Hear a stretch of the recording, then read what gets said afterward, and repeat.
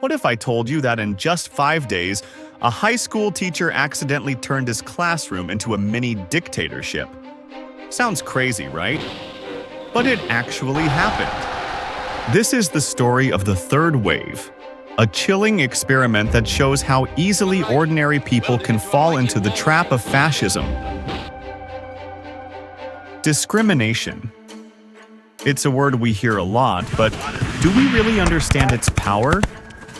Discrimination has fueled some of the worst atrocities in history, like the Holocaust. 6 million Jews were systematically murdered, along with millions of others, all because of hate. This is exactly what Ron Jones, a high school teacher in 1967, was trying to explain to his students. But how do you make teenagers understand something so horrific?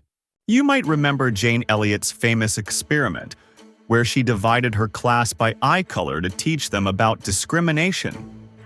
Well, Ron Jones took a different approach, one that would spiral out of control in just 5 days. Jones started simple. He told his students they were going to do an experiment, a non-threatening experiment, as he called it. On the first day, Jones introduced strict rules. Students had to sit up straight, address him as Mr. Jones, sir, and follow precise instructions. At first, the students thought it was a game, but soon, they started to take it seriously.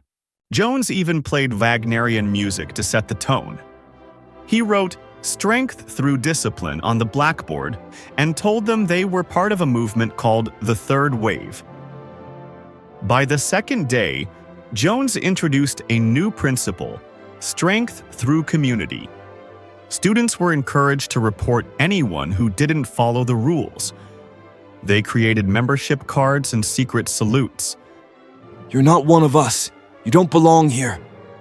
The third wave began to spread beyond the classroom. Students from other classes started joining in. What started as an experiment was becoming a movement. By the third day, Jones realized the experiment was getting out of hand. He told the students they were part of a national youth movement. He even claimed that their leader would be revealed on television. But in reality, Jones was horrified. He had created a mini dictatorship in his own classroom. "What have I done?" On the fifth day, Jones called an assembly. The students expected to see their leader on TV. Instead, Jones delivered a shocking message. "There is no leader. There is no third wave. This was an experiment. You were manipulated. You gave up your freedom for the illusion of order." The students were devastated. Some cried, others were furious, but they all learned a powerful lesson.